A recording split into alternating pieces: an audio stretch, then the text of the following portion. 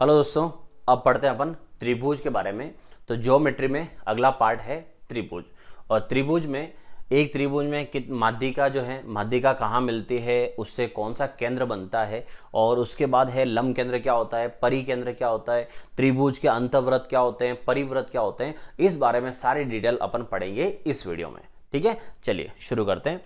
सबसे पहले है भुजाओं पर आधारित। तो त्रिभुज होते हैं दो तरह से, मतलब एक होता है भुजाओं पे आधारित और दूसरा होता है कोण पे आधारित। तो सबसे पहले अपन देखते हैं भुजाओं पे आधारित जो है, तो डिपेंडेंट ऑन साइड, वो कौन कौन से होते हैं। तो सबसे पहला है समबाहु त्रिभुज। समबाहु त्रिभुज मतलब इक्विलेटरल ट्रायंगल। तो समबाहु त्रिभुज आप सब जानते हो। समबाहु त्रिभुज का मतलब होता है एक ऐसा त्रिभुज जिसकी तीनों भुजाएं समान हो। तो तीनों भुजाएं समान हो, तीनों की लेंथ इक्वल हो गई। उसके बाद तीनों भुजाएं अगर समान है तो उस त्रिभुज के तीनों कोण भी समान होंगे। और जिस त्रिभुज के तीनों कोण समान हो तो फिर हर एक कोण कितने कितने डिग्री का होगा दोस्तों, 60-60 डिग्री का। क्लियर। उसके बाद आगे सेकंड है सम द्विबाहु त्रिभुज। तो यहां है सम और द्विबाहु त्रिभुज। सम का मतलब हो गया समान, और द्वि का मतलब हो गया दो, और बाहु का मतलब क्या हुआ, बलि नहीं, बाहु का मतलब क्या हुआ, भुजा। तो सम द्विबाहु इसका मतलब है कि एक ऐसा त्रिभुज जिसकी दो भुजाएं समान हो। तो एक ऐसा त्रिभुज जिसकी दो भुजाएं समान हो। अब समझो जैसे ये और ये दोनों त्रिभुज, ये दोनों भुजाएं जो है, अगर मान लो दोनों इक्वल है, जैसे ये भी ए है और ये भी मान लो ए है, ये दोनों इक्वल है। त्रिभुज में एक नियम होता है, वो नियम अब आप ध्यान रखना क्या है। किसी भी त्रिभुज की जो भुजाएं समान हो उसके संगत करस्पॉन्डिंग, ठीक है, उसके संगत बनने वाला कोण, जैसे ये और ये दोनों समान है तो इसके करस्पॉन्डिंग ये और इसके करस्पॉन्डिंग ये, दोनों भुजाएं समान हो तो समान भुजाओं के संगत कोण जो होते हैं वो संगत कोण भी समान होते हैं। याद रखना, ये थ्योरी में बहुत इंपॉर्टेंट पार्ट है। तो दो भुजाएं समान है तो दोनों संगत कोण भी क्या होंगे, समान होंगे। इसीलिए इस वाले में भी पैटर्न यही था। ये और ये, जैसे मान लो ये ए है और ये ए है, तो इसके संगत कोण ये और ये दोनों क्या हुए, समान हुए। अब क्या हो रहा है, ये भी जो भुजा है वो भी ए ही है, तो इसके संगत इधर वाला और इसके संगत इधर वाला ये भी सेम हुआ। तो इसका मतलब अगर ये 60 है तो ये भी कितना हुआ, फिर 60 ही हुआ। इसलिए दो भुजाएं समान हो तो उसके संगत कोण भी क्या होते हैं, समान होते हैं।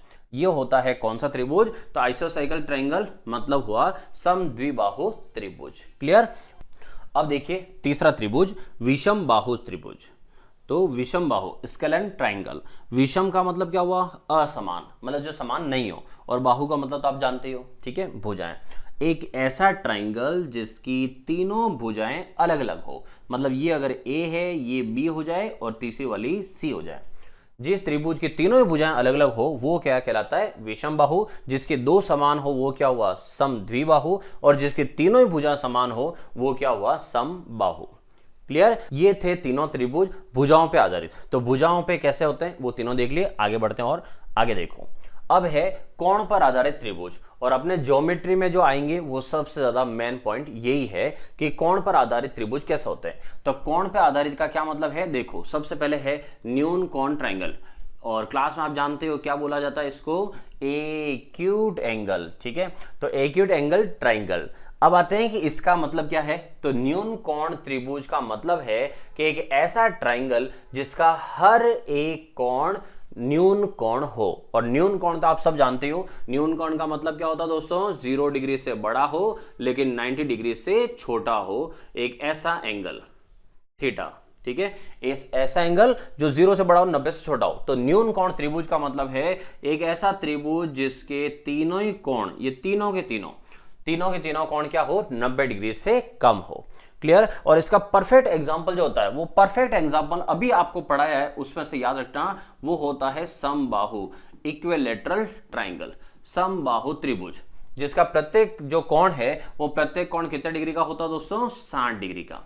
इसलिए ये परफेक्ट एग्जांपल रहेगा किसका, न्यून कोण। जब भी आगे कहीं पर भी काम पड़े याद रखना न्यून कोण त्रिभुज कौन बनाएगा, तो समबाहु। जब भी न्यून कोण त्रिभुज के नाम आ जाए समबाहु त्रिभुज ले लेना, ठीक है। अब आगे बढ़ते हैं, इसमें एक इक्वेशन और आने वाली आपके आगे। इक्वेशन मतलब ऐसे आएगी कि त्रिभुज में भुजाएं कितनी होती है, 3। एक भुजा को नाम दे दो ए, दूसरी को नाम दे दो बी, और तीसरी को क्या नाम दे दो, सी। इसका स्क्वायर, इसका भी स्क्वायर और इसका स्क्वायर, इन तीनों के स्क्वायर में, तो इन तीनों में आपस में कुछ रिलेशन होता है, और वो रिलेशन आप सब ने सुन रखा है, पढ़ रखा है, और कौन सा है वो, पाइथागोरस। तो पाइथागोरस ने जो रिलेशन दिया था वो क्या था, आधार स्क्वायर प्लस लंब स्क्वायर बराबर कर्ण स्क्वायर। तो वो तो आप सब जानते हो कि a square plus b square equal to c square. अगर इक्वल होता है मतलब इन दोनों का जो स्क्वायर है, इन दोनों का स्क्वायर को प्लस करते हो, वो अगर सबसे बड़ी भुजा, सी का मतलब क्या है, सबसे बड़ी भुजा, ठीक है, सबसे बड़ी भुजा, उसको अपन क्या नाम रखेंगे, उसका नाम रखेंगे अपन सी। तो सबसे बड़ी भुजा जो है, यहां पर तीन रिलेशन है, एक ये वाला, एक ये वाला और एक ये। इससे आपके तीन त्रिभुज बनते हैं। कौन से त्रिभुज है वो आप भी जानते हो, पहला न्यूनकोण त्रिभुज, दूसरा समकोण त्रिभुज और तीसरा आएगा अधिक कोण त्रिभुज। इन तीनों में से अगर वो एग्जाम में पूछना चाहे कि बताओ न्यूनकोण त्रिभुज की इसमें से कौन सी कंडीशन है, तो बहुत सारे बच्चे जो है एग्जाम में भूल भी जाते हैं कि पता नहीं कौन सी कंडीशन थी। तो मैं आपको एक कंडीशन समझाता हूं। अगर एग्जाम में भूल जाते हो तो क्या याद रखना, न्यूनकोण का नाम आता है, किसका नाम याद रखना, समबाहु का। याद रखोगे किसका नाम, समबाहु का। एक समबाहु त्रिभुज बना लेना छोटा सा, ये समबाहु त्रिभुज, इसकी तीनों भुजाएं मान लो कोई भी 1 2 3 4 आपकी मर्जी हो जो भुजा मान लो, तो तीनों भुजाएं क्या होगी, 3 3 3। अब आपको ये रिलेशन चेक करना है। अच्छा, ये आपको पता है कि ये क्या है, ये समबाहु त्रिभुज है और न्यूनकोण त्रिभुज है। तो न्यूनकोण त्रिभुज का रिलेशन आपको कौन समझा देगा, समबाहु। और रिलेशन में अब इसको डालते हैं, तीनों भुजाओं का नाम, तो इसको एक को ए मान लो, एक को बी और एक को क्या मान लो, सी। अब रिलेशन चेक करते हैं, a square plus b square और ये सी स्क्वायर, ये हो गया 3 स्क्वायर प्लस 3 स्क्वायर और ये हो गया 3 स्क्वायर। 3 स्क्वायर कितना हो गया, 9। 3 स्क्वायर कितना हो गया, 9 और ये भी कितना है, 9। 18 है और ये 9 है, तो ऑब्वियस सी बात है कौन बड़ा हुआ, 18 बड़ा हुआ। तो इसका मतलब 18 बड़ा हुआ, मतलब ये रिलेशन जो है वो रिलेशन कुछ ऐसा आया। और इससे ये प्रूव हो गया कि जो भी न्यूनकोण त्रिभुज बनेगा वो न्यूनकोण त्रिभुज इस कंडीशन में बनेगा। ठीक है। अब एग्जाम में अगर आपको इतना भी नहीं करना हो और डायरेक्ट याद रखना हो कि डायरेक्ट कैसे याद रखेंगे, तो मैं आपको बताता हूं डायरेक्ट कैसे याद रखना है। ठीक है, थोड़ा कलर चेंज कर लूं। अब बताता हूं आपको कि जब भी कभी पता करना हो कि कौन सा क्या है, तो यहां मैं लाइन लिख रहा हूं, क्या याद रखना, सी स्क्वायर क्या है। ठीक है, क्या याद रखोगे दोस्तों, सी स्क्वायर क्या है, बस ये याद रख लेना आप। तो मतलब सी स्क्वायर क्या है, इसका मतलब सी स्क्वायर छोटा है, सी स्क्वायर बराबर है या सी स्क्वायर बड़ा है, यही आपका आंसर आएगा। कैसे, अपना जुगाड़ देखो कैसे काम करेगा। ए स्क्वायर प्लस बी स्क्वायर और यहां पर क्या है, सी स्क्वायर। अब इसको कैसे पढ़ते हैं, a square plus b square greater than c square, और हिंदी में बोले तो a square plus b square का जो मान है वो सी स्क्वायर से बड़ा है। तो मैंने क्या बोला, मैंने बोला क्या पता करोगे, सी स्क्वायर क्या है, तो सी स्क्वायर क्या है, सी स्क्वायर तो छोटा है, सी स्क्वायर क्या हो रहा है, छोटा है, और सी स्क्वायर छोटा है, और छोटा को हिंदी में और क्या बोल सकते हैं, छोटा है, कम है, और कम को और अगर प्योर भाषा में ले जाएं तो क्या बोल सकते हैं, न्यून है। सी स्क्वायर क्या है, तो सी स्क्वायर क्या है, छोटा है, मतलब कम है, और मतलब न्यून है। अब तो आ गया होगा समझ में। तो सी स्क्वायर क्या है, बस ये पॉइंट लेके चलो, आपको इक्वेशन आराम से मिल जाएगी। अब मुझे यहां से इक्वेशन याद भी नहीं करनी पड़ेगी। कैसे, सी स्क्वायर अगर छोटा हुआ तो न्यूनकोण त्रिभुज, सी स्क्वायर को अगर छोटा करना है तो इनको फिर बड़ा करना पड़ेगा। ये बड़े हो गए, हो गया अपना काम। ये हो गया ए स्क्वायर प्लस बी स्क्वायर बड़े हैं किससे, सी स्क्वायर से, तो इससे कौन सा बनेगा, न्यूनकोण त्रिभुज बनेगा। क्लियर। अब आगे वाले जो दो ट्राइंगल है उसमें आपको बहुत आसानी हो जाएगी। चलो देखते हैं कैसे। आगे है समकोण त्रिभुज। ठीक है, अब समकोण त्रिभुज लेना है। अब समकोण त्रिभुज में तो आप पहले से जानते हो कि पाइथागोरस ने जो फॉर्मूला दिया है उसको कहीं मुझे बताने की जरूरत नहीं, आप सबको पता है कि ये अगर मान लो ए है, ये मान लो अगर बी है, और ये सबसे बड़ी भुजा क्या है, सी है, तो ए का स्क्वायर, बी का स्क्वायर और सी का स्क्वायर का रिलेशन चेक करना है, तो क्या हो जाएगा, a square plus b square equal to c square. Clear. और इसको इसलिए नहीं, आपको नहीं समझाना पड़ रहा मुझे, क्योंकि इसके वर्ड जो है अंदर शब्द क्या लिखा हुआ है, सम।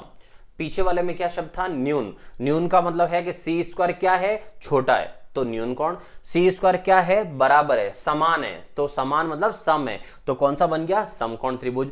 अब आते हैं तीसरा। तो तीसरा वैसे भी आप समझो, दो पढ़ लिया तो तीसरा तो आपको आ ही जाएगा।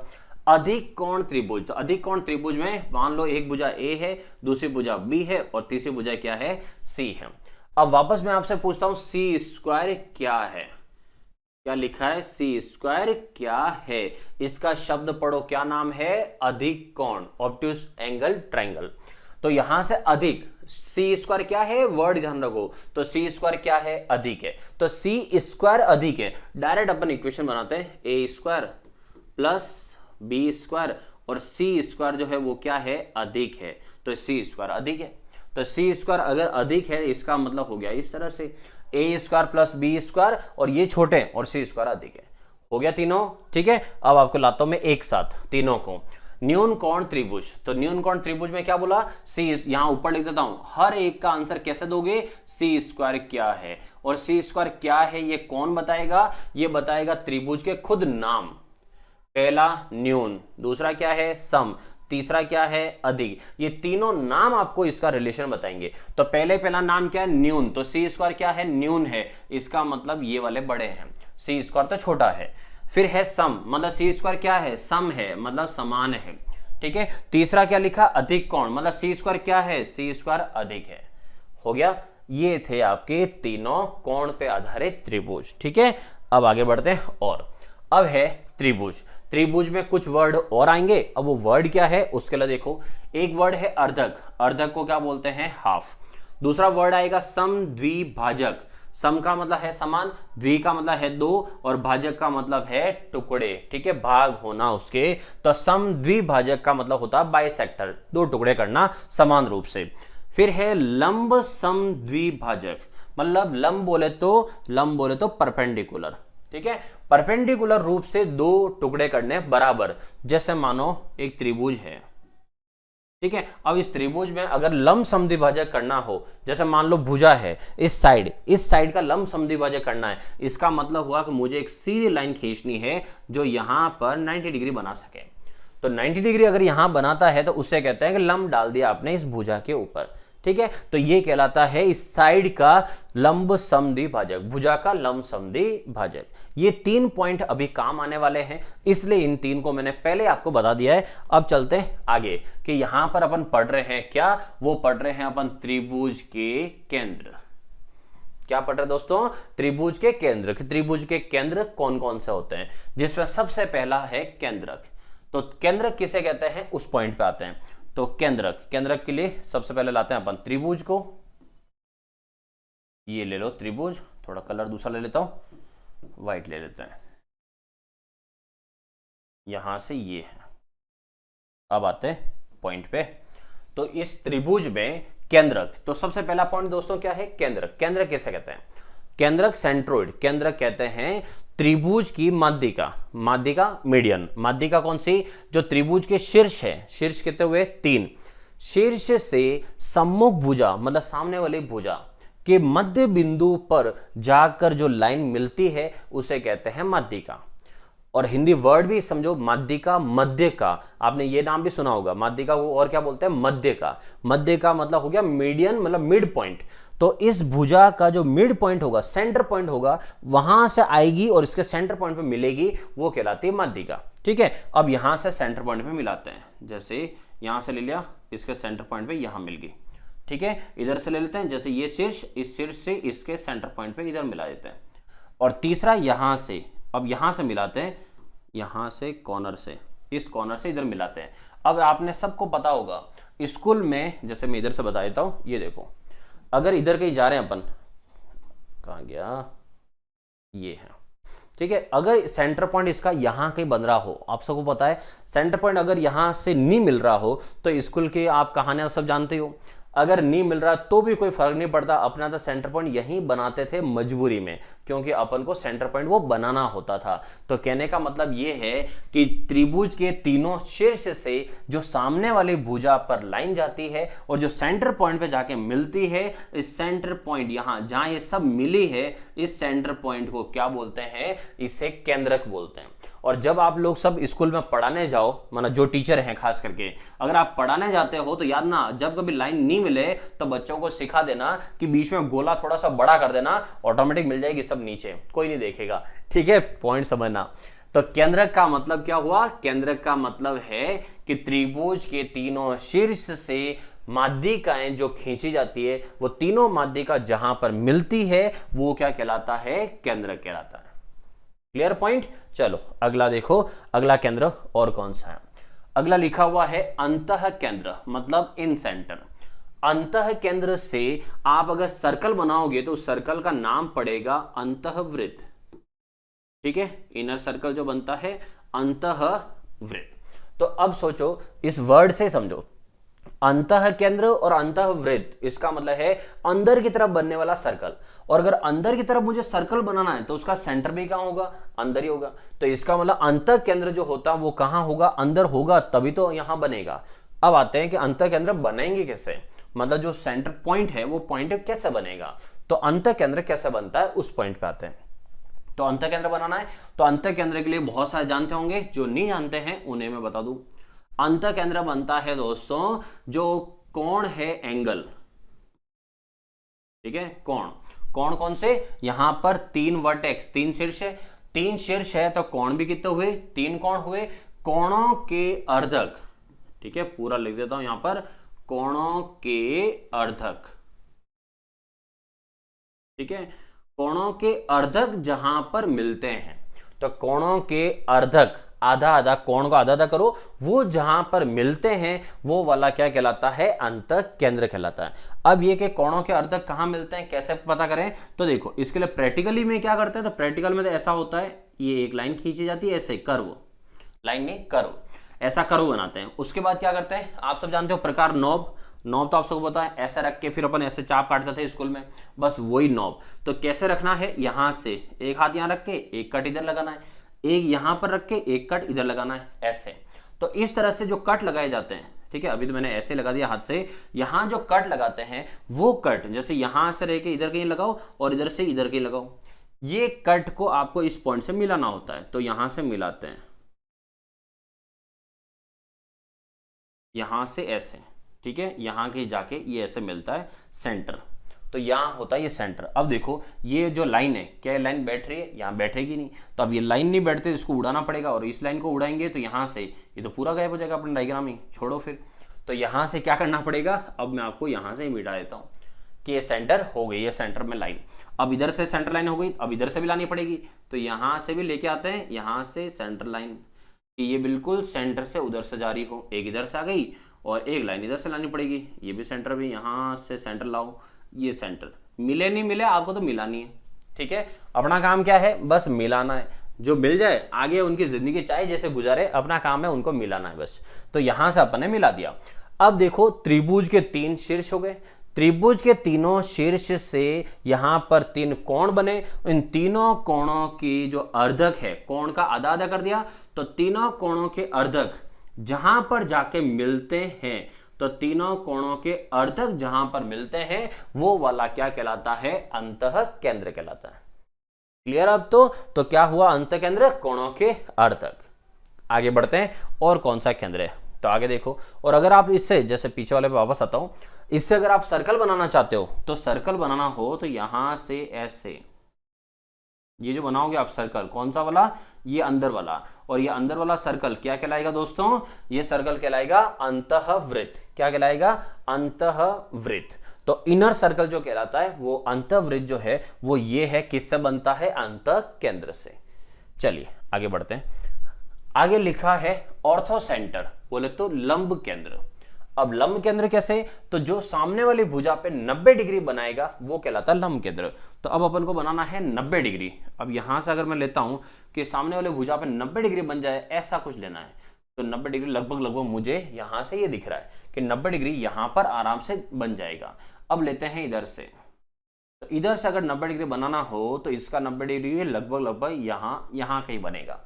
तो इधर से भी 90 डिग्री बन जाए और इधर से भी 90 डिग्री बन जाए, तो 90 डिग्री कहां बने हैं? यहां पर, एक 90 डिग्री इधर, एक 90 डिग्री इधर, ये बन गया 2 90 डिग्री। अब है तीसरे की बारी, तो तीसरा मतलब ये, और इससे डालेंगे सम्मुख भुजा, सामने वाली भुजा पे लंब यहां पर, तो यहां कहीं आए और क्या बन जाए? 90 डिग्री।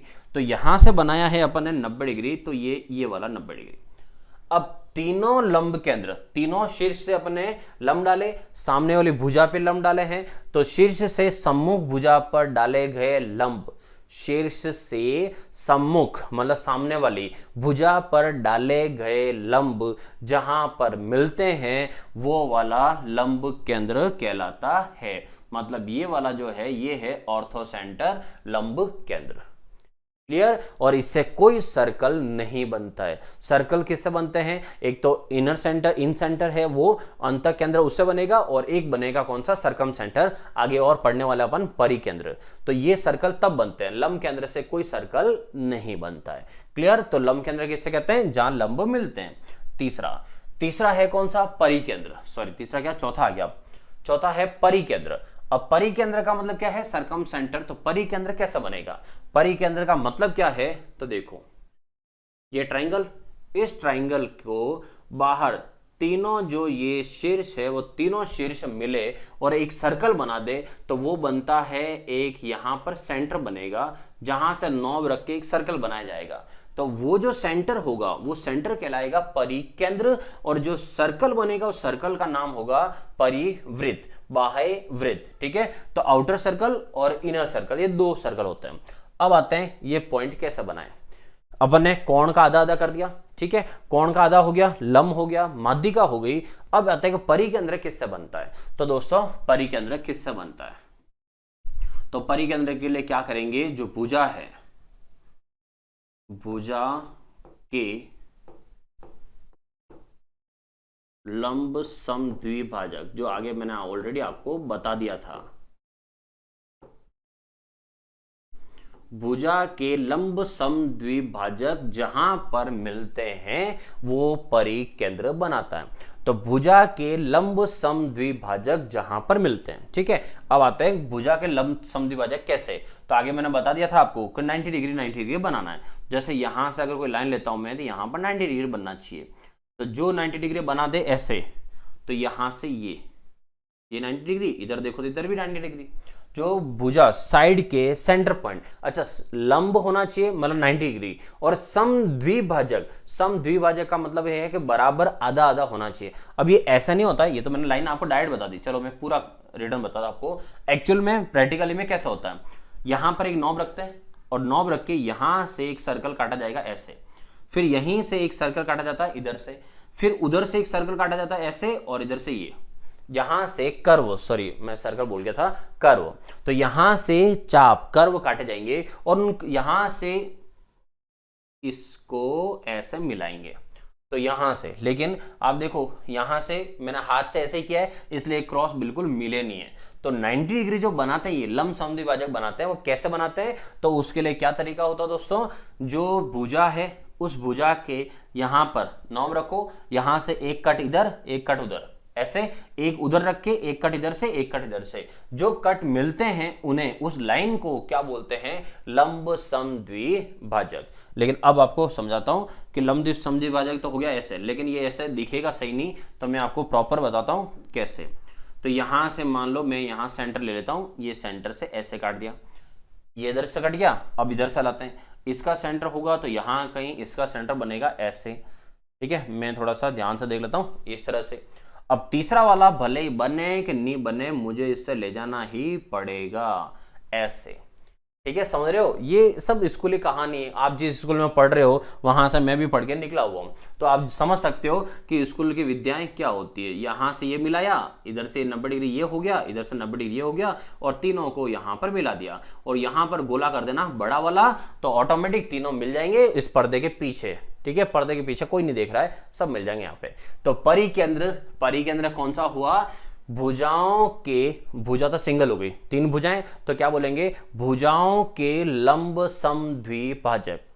भुजाओं के लंब समद्विभाजक जहां पर मिलते हैं वो वाला केंद्र क्या कहलाता है? परिकेंद्र कहलाता है। क्लियर हो गए चारों केंद्र? अब आता हूं सबको एक साथ लेके आता हूं, ये आपके सामने सब एक साथ है। तो यहां से देखो एक हटाया मैंने, कौन सा, केंद्रक, क्योंकि केंद्रक जो है वो अलग रहता है। केंद्रक बनता है किससे, माध्यिकाओं के मिलने से। अब आते हैं तीन, अंतः केंद्र, लंब केंद्र और परिकेंद्र। ये तीन है और ये तीन पूछे जाते हैं एग्जाम में किसके लिए, वो ये त्रिभुज है। एक तो है न्यूनकोण त्रिभुज, समकोण त्रिभुज और कौन सा है, अधिक कोण त्रिभुज। तो तीन त्रिभुज है और तीन क्या है, उनके केंद्र है। अब आते हैं यहां से बारी कि कौन कहां कहां बनेगा। सबसे पहले अपन बनाते हैं यहां से ये न्यूनकोण। तो न्यूनकोण त्रिभुज में तीनों केंद्र बना बना के आपको बताता हूं कैसे बनेगा। फिर अंतः केंद्र इधर बनाएंगे। तो पहले ये दो लाइन तो आपको याद ही होगी, बहुत सारे जो पहले से पढ़ के बैठे हुए हैं। तो अंतः केंद्र, अंतः केंद्र कैसे बनता है दोस्तों, अंतः केंद्र के लिए क्या पढ़ा अपन ने, कोणों के, यहां से कोणों के क्या है, समद्विभाजक, कोणों के समद्विभाजक। तो यहां से एंगल इधर से इधर ले गए, इधर से इधर ले गए और यहां से यहां लेके आ गए, ये बन गया, ठीक है, अंतः केंद्र। लंब केंद्र, तो लंब केंद्र कैसा बनता है, यहां से लंब केंद्र बनता है ये 90 डिग्री बनाना है, यहां के बन रहा है 90 डिग्री, एक 90 डिग्री इधर से बनाना है, ये यहां बन रहा है 90 डिग्री, एक इधर से बनाएंगे तो एक ऊपर से इधर बनेगा, ये यहां पर, ये 90 डिग्री, ये बन गए तीनों 90 डिग्री। फिर चलते हैं परिकेंद्र। तो परिकेंद्र बनाना है लेकिन किसका, न्यूनकोण त्रिभुज में, अभी न्यूनकोण त्रिभुज ही चल रहा है। तो परिकेंद्र में क्या पढ़ते हैं, भुजाओं के लंब समद्विभाजक। तो भुजा को आधा आधा करना है, ये भुजा का आधा आधा इधर हो गया, ये भुजा का आधा आधा, यहाँ ये सेंटर है, ये आधा आधा इसका हो गया, और इस भुजा का आधा आधा ये यहां से इधर हो गया। तीनों जहां पर मिलते हैं वो तीनों मिलेंगे, वो वाला क्या हो जाएगा, परिकेंद्र हो गया। अब एक पॉइंट समझने वाली बात है, वो पॉइंट देखो आप। तो वो पॉइंट क्या है, अभी समझाते हैं आपको। इस वाले त्रिभुज में क्या पता कर रहे थे अपन, अंतः केंद्र है कौन से तीनों, ये है, बात हो रही है न्यूनकोण त्रिभुज की। तो ये तीनों ही न्यूनकोण त्रिभुज है। न्यूनकोण त्रिभुज का अंतः केंद्र कहां होता है, अंदर। लंब केंद्र कहां होता है, अंदर। परिकेंद्र कहां होता है, अंदर। इसका मतलब क्या समझ में आया कि न्यूनकोण त्रिभुज के सारे केंद्र कहां होते हैं, त्रिभुज के अंदर की तरफ। क्लियर, तीनों ही केंद्र कहां होते हैं, त्रिभुज के अंदर की तरफ होते हैं। सेकंड, समकोण। तो समकोण, अब पढ़ते हैं समकोण के लिए। दूसरा एक काम और करता हूं मैं आपको, पहले कुछ डायरेक्ट चीजें बताता हूं जो ध्यान रहे। पहले मैं सबके अंतः केंद्र एक बार और आपको बता देता हूं। तो बात करते हैं अंतः केंद्र। अंतः केंद्र देखो, अब आते हैं समकोण त्रिभुज में। समकोण त्रिभुज का अंतः केंद्र। तो समकोण त्रिभुज में सबसे पहले अपन क्या करते हैं, समकोण त्रिभुज में यहां पर करते हैं आधा आधा। तो इसका करते हैं 90 डिग्री का आधा आधा, ये हो गया 90 डिग्री का आधा। फिर इस वाले एंगल का करते हैं आधा आधा।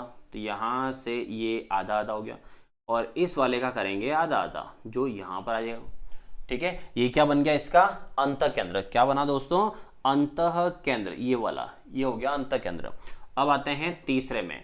तीसरा है अधिकोण त्रिभुज, और अधिकोण त्रिभुज का भी क्या निकाल रहे हैं अपन, अंतः केंद्र। तो अंतः केंद्र बनता है कोण को आधा आधा करने से। तो इसके कोण को आधा आधा करते हैं, तो इसके कोण को आधा आधा करते हैं, तो कुछ ऐसा, ठीक है।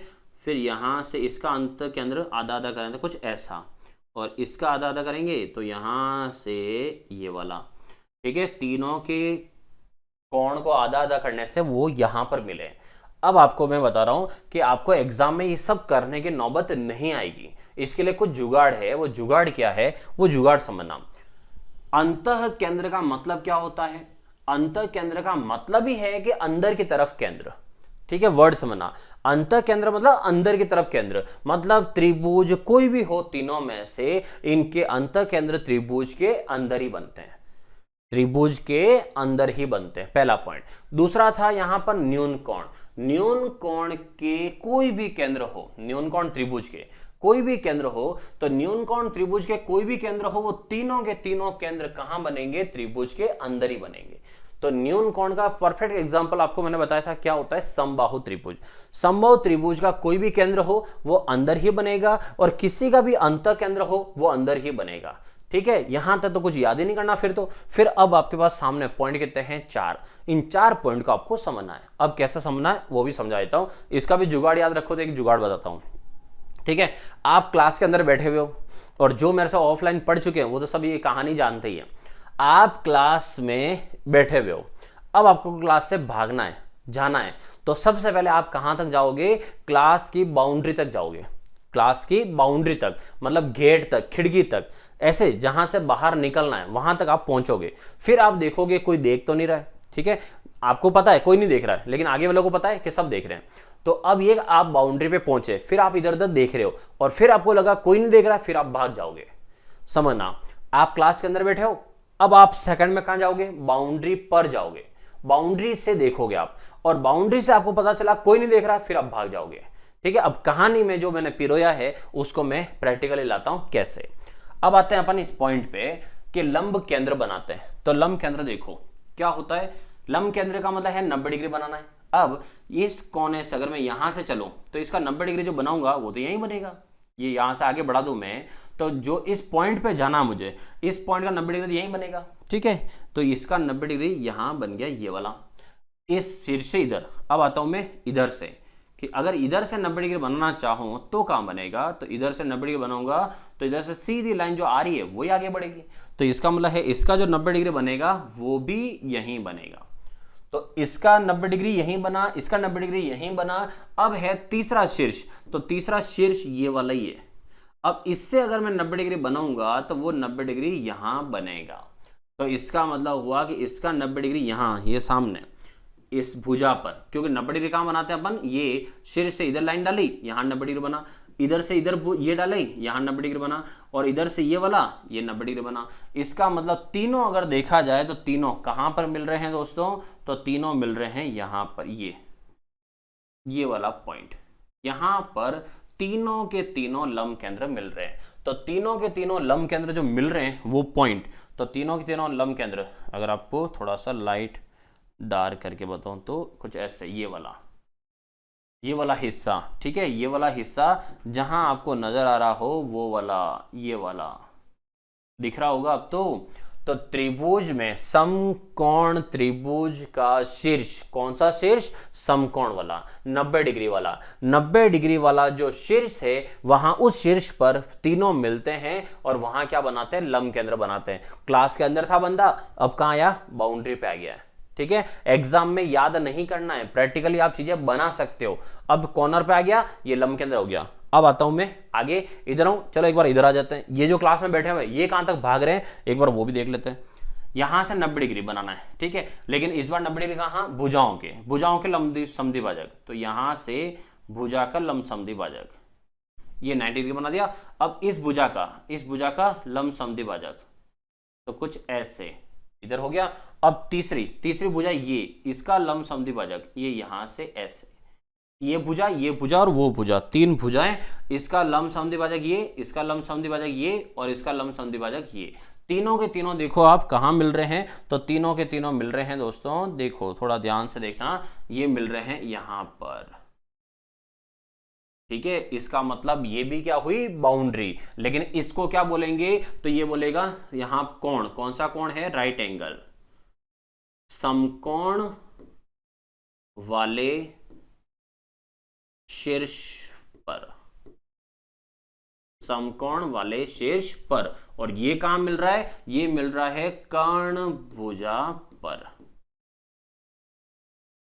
दोनों के दोनों चेक करो आप, दोनों के दोनों बाउंड्री पर ही मिल रहे हैं। तो क्लास से अगर कोई भागेगा तो सबसे पहले कहां चेक करेगा, बाउंड्री पर। और याद ना, अंदर बैठा था न्यून कोण है, बाउंड्री पर आ गया है तो इसका मतलब समान हो गया है, समकोण हो गया, बीच में आ गया है वो। ठीक है, अब बीच में आ चुका है, तो अंदर से बीच में आ चुका है और अब उसको भागना है। तो अब आते हैं तीसरे पॉइंट पे, तो अब लंब केंद्र, इसका लंब केंद्र लेना मुझे। ठीक है दोस्तों, अब समझना, यहां से मैं एक सामने वाली भुजा पे 90 डिग्री डालना चाहूं, यहां 90 डिग्री बनेगा ही नहीं ना, यहाँ 90 डिग्री बनेगा, तो इसका 90 डिग्री अगर बनाना तो मुझे यहाँ कहीं बाहर जाना पड़ेगा, तो जाके कहीं 90 डिग्री बन सकता है। तो बाहर कहाँ जाना पड़ेगा, तो इस लाइन को आगे बढ़ानी पड़ेगी आपको।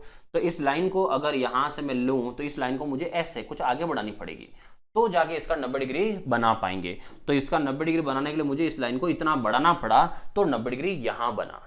अब ये कि ये वापस आगे बढ़ाएंगे वो बाद की बात है। अब आगे जाते हैं अपन, यहाँ से इधर से 90 डिग्री तो डाल दिया आपने, अब इधर से 90 डिग्री ले जाएंगे। 90 डिग्री इधर से कहां, सामने वाली भुजा पे। और भुजा कौन सी वाली, ये वाली। इस भुजा पे मुझे 90 डिग्री डालना है, तो भी देख लो आप क्रॉस ही जा रहा है, क्रॉस में 90 डिग्री तो बनेगा नहीं, तो इससे भी 90 डिग्री डालना है, वो कहां जाएगा, इधर नहीं जाएगा। इससे 90 डिग्री डालने का मतलब है यहां नहीं, इसको भी भुजा को आपको बढ़ानी पड़ेगी और यहां कहीं जाके मिलाना पड़ेगा। तो ये जो भुजा यहां से थी मैं बनाया था वापस, ये भुजा यहां कहीं जा रही है, तो यहां जो बन रहा है कोण ये वाला, ये 90 डिग्री, ये 90 डिग्री यहां बनेगा। तो ये हो गया, इस शीर्ष से हो गया, इस शीर्ष से भी हो गया। अब एक शीर्ष ये वाला है, इससे मुझे 90 डिग्री यहां मिलाना है, ठीक है। तो यहां से 90 डिग्री, यहां से एस, ये 90 डिग्री, ये 90 डिग्री जो है अब मिला है यहां से ये, ठीक है। अब वापस समझाता हूं, ध्यान रखना, इस शीर्ष से ये 90 डिग्री, इस शीर्ष से ये 90 डिग्री, और इस शीर्ष से ये 90 डिग्री। लेकिन तीनों जो यहां से लंब डाले, क्या वो तीनों लंब अभी कहीं मिले हैं क्या? ये लाइन तो यहां खत्म हो रही है, ये लाइन इधर खत्म हो रही है, ये लाइन इधर है, तीनों कहीं मिले? नहीं मिले। इसका मतलब अपन को तीनों को मिलाना है। तो मिलाना है तो लाइनों को और आगे बढ़ानी पड़ेगी, और आगे अगर बढ़ाओगे तो कैसे बढ़ेगी? देखो ये लाइन है, ये लाइन को अगर मैं बढ़ूंगा तो ऐसे कुछ आगे जाएगी, ये लाइन आ रही है यहां से, ये ऐसे आगे जाएगी, और यहां वाली लाइन जो है वो ऐसे आगे जाएगी, ठीक है। तीनों के तीनों लाइनों को आगे बढ़ाओगे तो यहां कहीं जाके लाइन मिलेगी। और ये जो है आपका जो त्रिभुज था, वो त्रिभुज तो इतना सा था, तो ये वाला केंद्र कहां चला गया? त्रिभुज के भी बाहर चला गया। त्रिभुज के बाहर चला गया, इसका मतलब वो कौन सा केंद्र हो गया? लंब केंद्र किसका? अधिक कोण। और अधिक कोण वर्ड खुद देखो, ये सब पढ़ाने में टाइम लग रहा है, आपको समझने में टाइम नहीं लगेगा। अधिक कोण का मतलब है अधिक होना, अधिक होना मतलब भाग जाना, न्यून का मतलब है कम होना, मतलब क्लास में बैठे रहना, और सम का मतलब है बीच में आ जाना, बीच में आ जाना मतलब बाउंड्री पर आ जाना। क्लियर? तीसरा वाला लास्ट पॉइंट जो है वो देखो, अधिक कोण का परिकेंद्र बनाना है। परिकेंद्र का मतलब क्या हो गया? परिकेंद्र मतलब वही आधा आधा करो, तो इसका मतलब ये भुजा अब 90 डिग्री बनाना मुझे, तो इसका 90 डिग्री बनाना हो तो इसका 90 डिग्री ऐसा कुछ बनेगा, देखो, क्योंकि यहां 90 डिग्री बनाना, अब मुझे इसका भी 90 डिग्री लेना है, तो इसका 90 डिग्री ऐसे कहीं लेंगे, ऐसे जाएगा। अब आते हैं इस भुजा का 90 डिग्री लेना है, तो इस भुजा का 90 डिग्री लोगे तो वो भी ऐसे ही जाएगा। तो तीनों ही भुजा का 90 डिग्री देखा जाए तो वो कहां गया? तीनों भुजाओं के 90 डिग्री कहां गए? बाहर। इसका मतलब है कि इसका जो यहां से केंद्र है वो भी बाहर गया, इसका जो केंद्र है वो भी बाहर गया, और इसका जो केंद्र है वो कहां है? अंदर है। इसका मतलब कहानी आपको समझ में आ गई होगी, जहां तक मैं समझता हूं समझ में आगे होगी, ठीक है। तो 2 पॉइंट है, ज्यादा कुछ भी नहीं था इसमें। सब न्यून कोण के सारे केंद्र अंदर होते हैं, अंत केंद्र किसी का भी हो सब अंदर होते हैं। समकोण वाले जो हैं लंब केंद्र और परिकेंद्र, तो बच्चा क्लास में बैठा था वो अब कहां आ गया? बाउंड्री पे आ गया है। और अधिक कोण का मतलब है वो बाहर भाग गया है, अधिक कोण का मतलब बाहर भाग गया। लेकिन अंतःकोण के बारे में ये बात नहीं होगी, क्योंकि अंतःकोण तो सबके अंदर ही होते हैं। क्लियर? समझ में आ गया? ये थे त्रिभुज के सारे केंद्र, ठीक है। चलो आगे कब पढ़ते हैं? अगले वीडियो में।